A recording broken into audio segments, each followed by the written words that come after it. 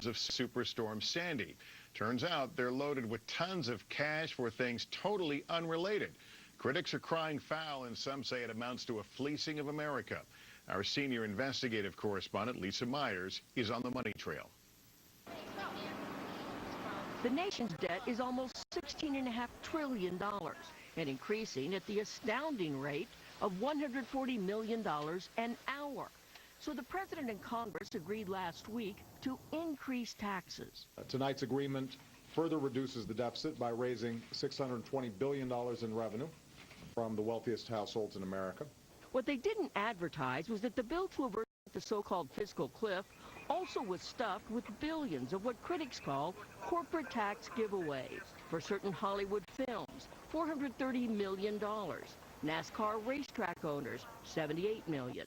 Puerto Rican rum makers, $222 million. And algae grown in Mississippi, and new cars for the Justice Department. It's like they don't get it that we've got the warning siren going on the debt crisis, and yet they want to do things just the way they've always done. Ultimate losers, experts say, will be Americans asked to pay more taxes or to give up benefits. Wealthy. So where did all that money from letting the tax cuts expire for the rich go? They gave it right back to big business. So despite all the rhetoric about cutting the deficit, Washington still seems to be engaging in business as usual, doling out money through tax breaks and special projects. Take that $60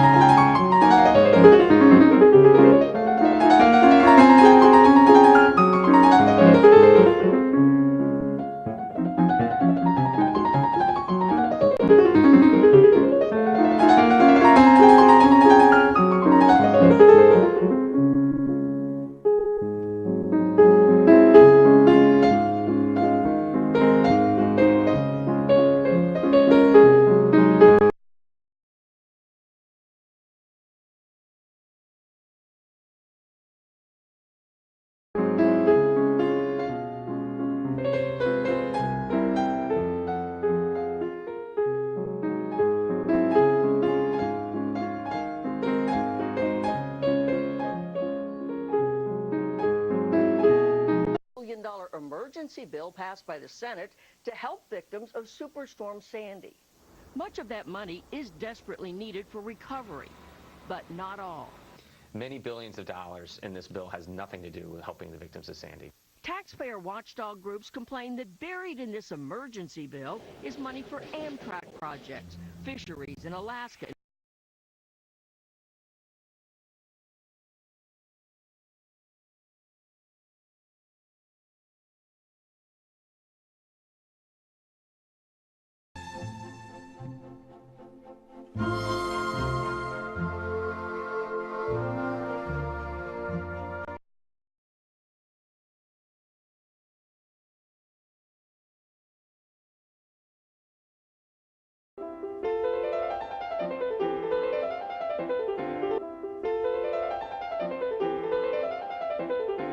Emotional speech tonight on gun control, not far from the scene of the massacre at the Sandy Hook Elementary School in Newtown, Connecticut, and surrounded by family members of the Newtown victims.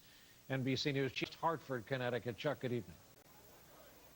Good evening, Brian. The White House believes this is their last best chance to do something meaningful to reform America's gun laws, and the president used this speech right here in West Hartford to make a powerful plea to Washington.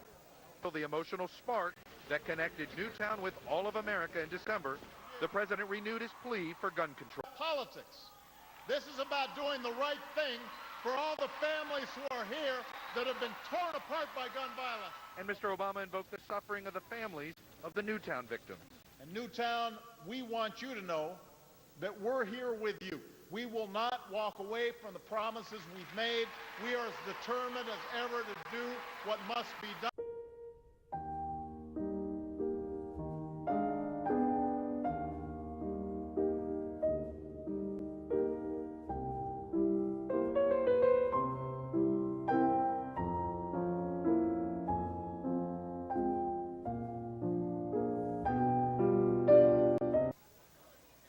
Good evening, Brian. The White House believes this is their last best chance to do something meaningful to reform America's gun laws. And the president used this speech right here in West Hartford to make a powerful plea to Washington.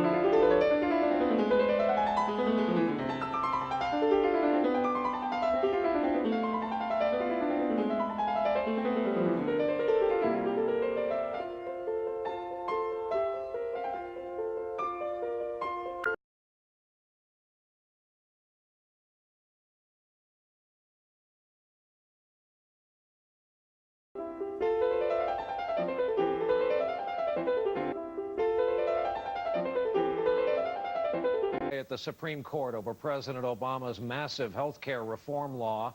Today was the main event of the three-day event, historic arguments over whether the requirement that Americans buy health insurance is constitutional. Our justice correspondent, Pete Williams, with us from the court tonight. Pete, good evening. Brian, it's impossible to predict based on today's argument what the court will do weeks from now when the decision is finally written, but it does seem the majority of the justices are skeptical that Congress has the power to pass such a sweeping law. The key question, does Congress have the power to require every American to buy something on the private market, specifically health insurance?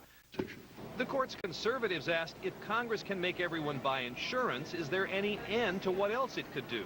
So can the government require you to buy a cell phone because that would facilitate responding when you need emergency services? Everybody has to buy food sooner or later, so you define the market as food. Therefore, everybody's in the market. Therefore, you can make people buy broccoli.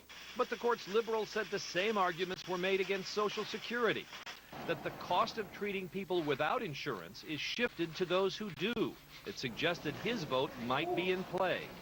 The young person who's uninsured is uniquely, proximately very close to affecting the rates of insurance and the cost of providing medical care in a way that is not true in other industries.